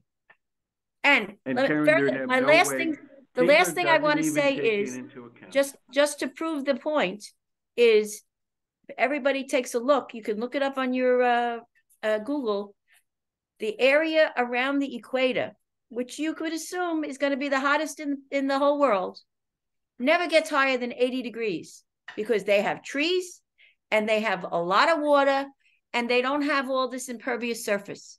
So if you want to lower the temperature, which is what we want to do, you got to do something about it. You need to pause all this development because it's not helpful to the problem. If they paint trees on the buildings, that doesn't do it? We are gonna take a big swing at the environmental impact statement for the housing, because that was actually mandated, finding that they would have an impact. It'll come back to this committee. Because why are we doing Karen, that? thank you. Why are we doing that? When we get the draft, when we get the DGIS from city planning for the city of housing. That's not gonna happen until April. That's what I'm saying. When it comes, we're gonna be acting on it and commenting on it. Okay? Right now, they're doing it. Oh, I thought we were a committee and that we decided amongst ourselves.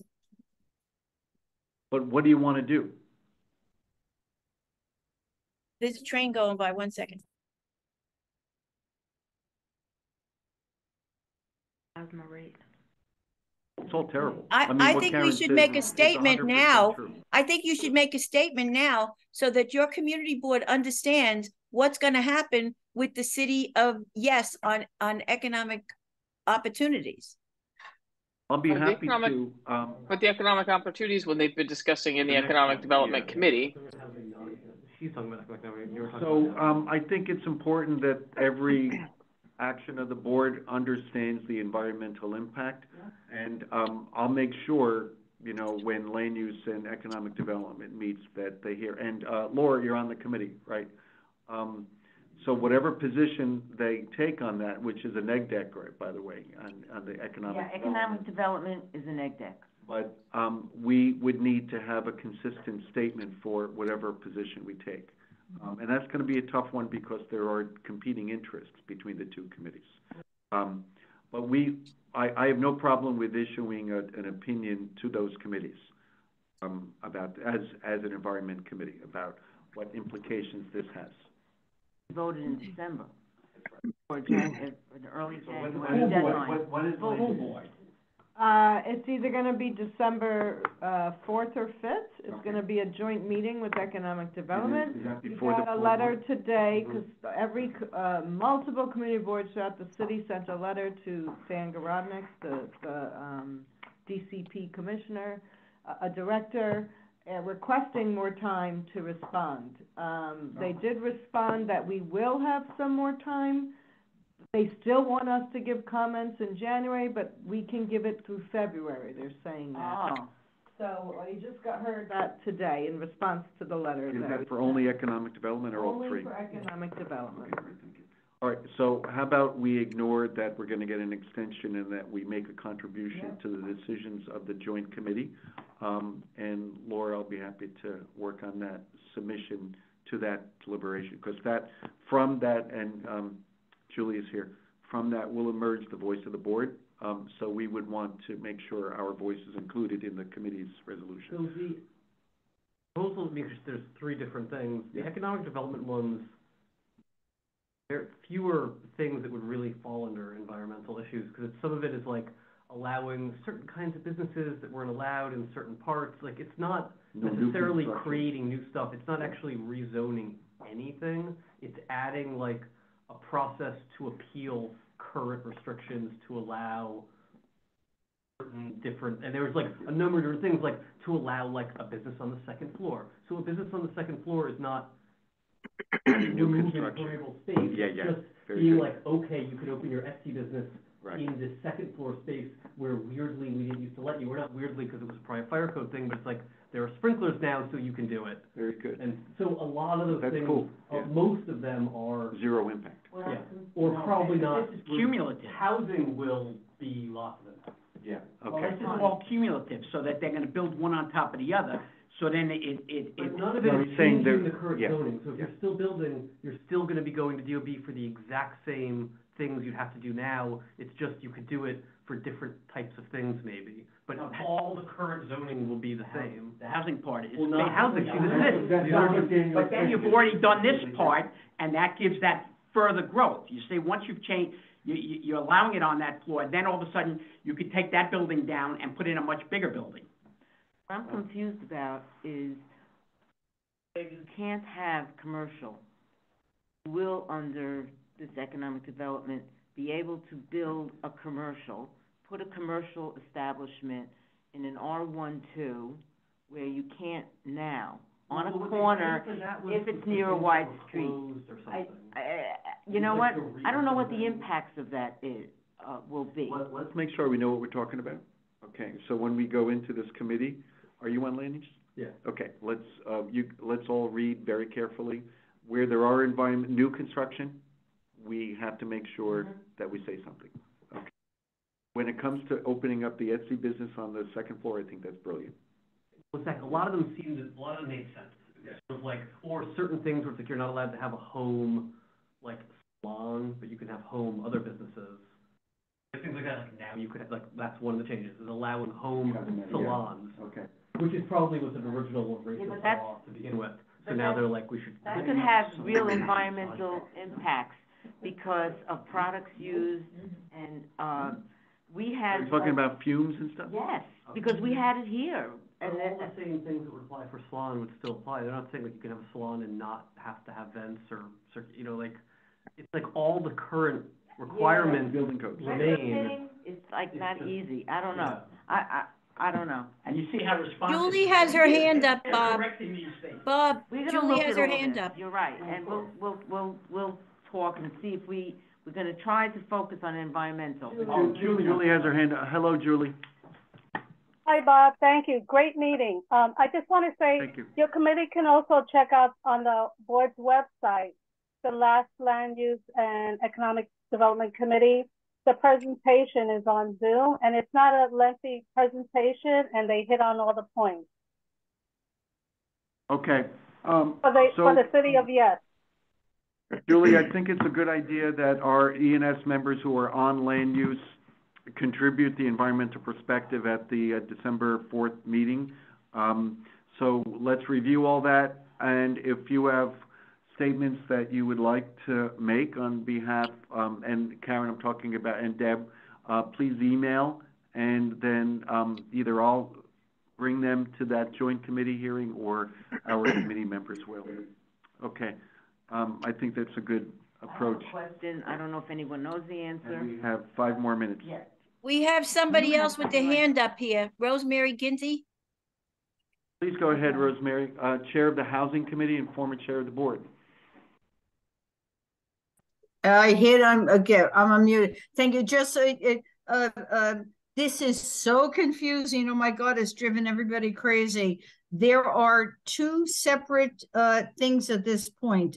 Karen very well said the carbon thing is done. I mean, city planning is done. It's before the city council, but economic development and then housing are 2 separate things.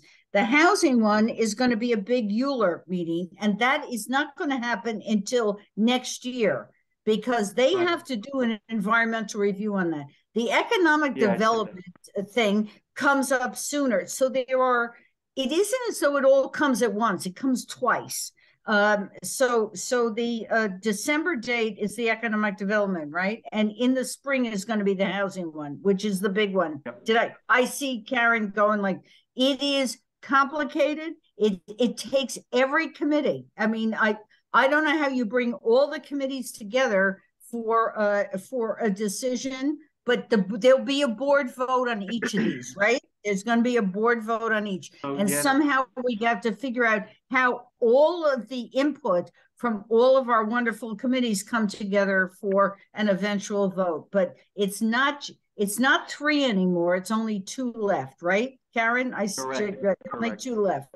Okay, that's so we're saying, Rosemary, that there are potentially more environmental impacts for the housing than there are for economic development, but we still want to have a baseline environmental statement in whatever the board decides on economic development. Not all of, and I'm not an economic development, but all committees have to weigh in on all the eventual decision. It's a complicated issue, and you're a big piece of it. Okay. Yeah. Sorry. Thank you, Rosemary. So our process is the economic development, near term, short term, and then the near term is the housing, which is going to be a monster because it is an environmental impact. It's a positive environmental impact. So we're all prepared on, because of some individuals who have made statements on the scope of work, there has been some preliminary work done, but this committee will be taking up that issue. Okay, so I'm going to close out this discussion now, and I just want to move on with the agenda to old business and then get to new business. So, what is old business? Yes. I just wanted to know if there was any update on the trash handoff for the Metro North. The what was it? At the southern end of the Tibbetts Greenway, they were doing Metro North was doing the trash sorting for the trains. Has there been any update on that? So during the summer, I did want to announce this. Bronx Council of Environmental Quality held a walkthrough with members of the community board and elected officials to alert people to the potential use of the property at the Metro North property south of 230th Street for a potential waste transfer station. MTA has not publicly confirmed they're going to do that. They also are claiming, though, that it has been cleaned up, that it is an active railroad, which is a very bizarre thing to do or say when you look on the overpass. It's empty, okay? But they did cut the grass over the summer. Deb, that's the only update, which makes me feel like they were just cutting the grass because we were there, and that they may be preparing for something. Right now, the priority with that property, and we're talking between 230th and 225th, has been securing DEP easement for the continuation of daylighting within a pipe, okay, south of where it goes underground, which I think is at Niles place, whatever that is, around 232nd or something. So, Deb, that is our update. I think one of the nice things is we've heard that the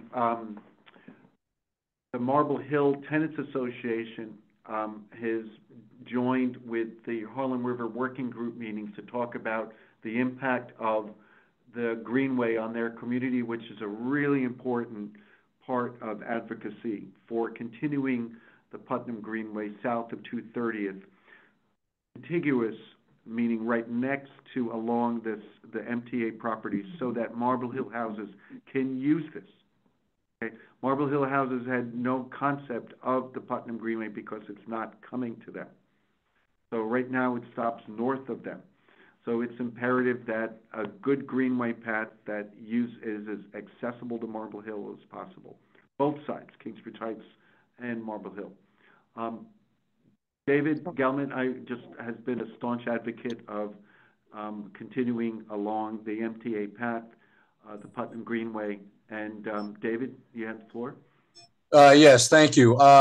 As we discussed in the springtime, you wanted to wait until the fall to do this. And you and I talked about it at the end of exec a week or so ago, to actually create a resolution coming out of this committee to do just that. Right. Okay. Committee members, what kind of, now, does everyone understand the issue? What would the resolution be? What would the resolution be? What kind of wording? To tell the Planning Commission that we want the Greenway to go down to 225th Street, not end at 230th Street. That. Okay. Yeah. All right. So does everyone understand that the Putnam Greenway currently ends at 230th Street?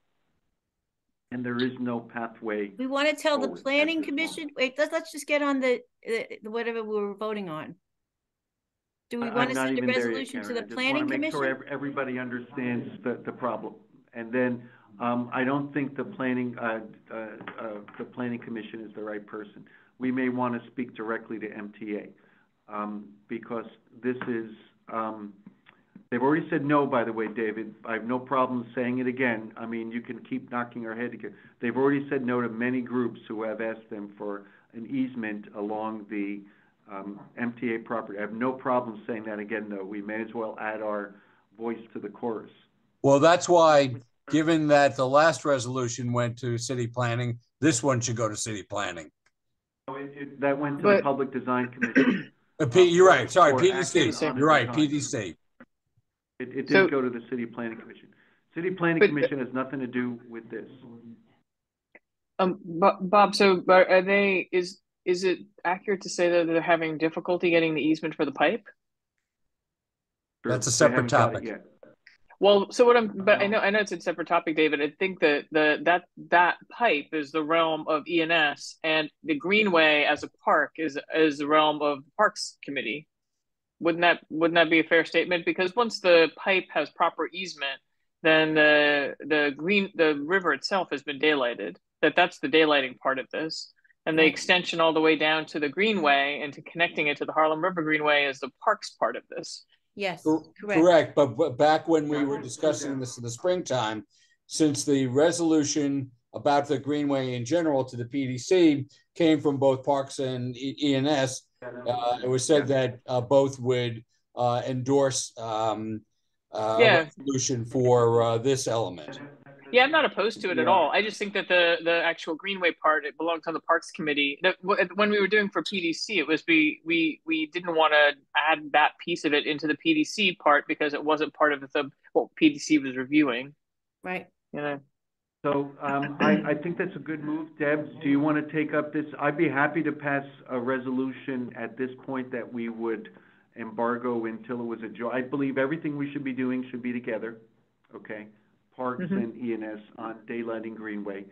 So I think that's very good to pass something here that we could amend in Parks. Yep, that sounds perfect. Okay. Fine. Yep. Fine. And Camelia has her hand up. I see, yeah. Camelia, no, I'm sorry, I'm going to give, Rob has his hand up as a committee member. Oh, Hold on 1 I minute. can't see him, okay. My understanding is that the 2011 ULURP only went to 230th Street. I didn't think that it went off. So this is, what you're saying is you want to send the city something that you're demanding that they build a park on land that they don't own at all. You know what I mean? It hasn't been ULURPed. It's Metro North property. You have to get them to buy into it. There is a recommendation from the City Planning Commission of 2011 that says DPR should acquire and build a continuation south of 230th to 225th. The pipe would be underground because I Pipe is recall underground. that the pipe was always meant to be underground. I'm concerned that there seems to be an issue with DEP and the pipe, and you know how much. They're just still they're working it out. They're working it out. That's more important than the next step. Amelia?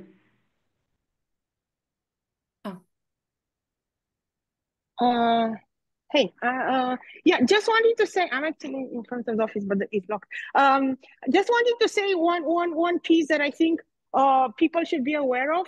We had a fantastic ally last year in the DEP, Deputy Commissioner Pinar Balchik, I think it's her name, and she actually left DEP very, very recently, a few days ago probably. So I believe that David is correct in his instinct to make sure that this is an active point.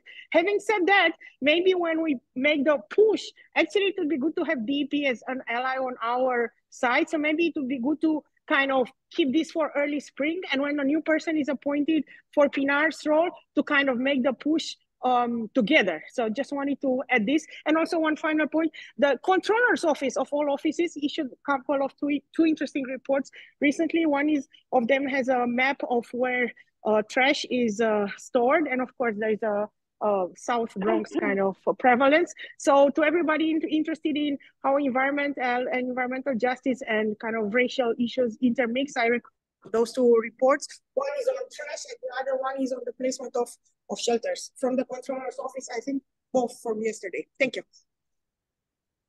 Okay. Julie? Hi, yeah, I just have a quick question. The lines that it's going towards into Manhattan, is the adjoining community board on board with you? I'm just curious, since that's a little bit just slightly out of our district. It's Community Board 7 right there. We historically, Julie, we've taken this up. We've opposed any placement of waste transfer garbage cars in Marble Hill as a matter of environmental justice. Okay. Our ENS has a long history in this going back like 5 years. It's also, I think, Camelia, we should, you mentioned that again, it was a controller's study of garbage storage. I didn't get all the wording that you said.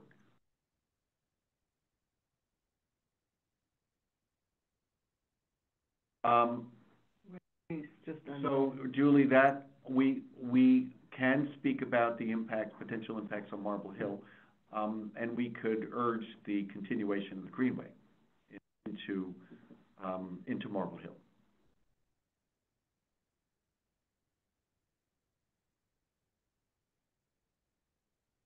Laura and then David. I'm just, I can. I'm just wondering, under old business, if we approve the October 30th minutes. No minutes. It wasn't a meeting. Oh. I got confused. I was like, did I miss something? No, you didn't. No. Okay, good. Okay, you did send minutes, though. Wrote them, but it's more like a record of a conversation, not official minutes. I'm not approving them. Oh, No. okay. This conversation. We approved from May. That was our last official meeting. Okay. Right. David? Yeah, sorry. Laura, if you said something on this, I'm sorry, I couldn't hear a single thing you said. But I think this resolution should move forward now, not wait for the vagaries of political appointments and bureaucratic appointments that may or may not occur in the next 6 months. We've been talking about this since last May. It's a stance that the community board should take because we believe in it, and then it'll be on the desk of the person who walks into the new position.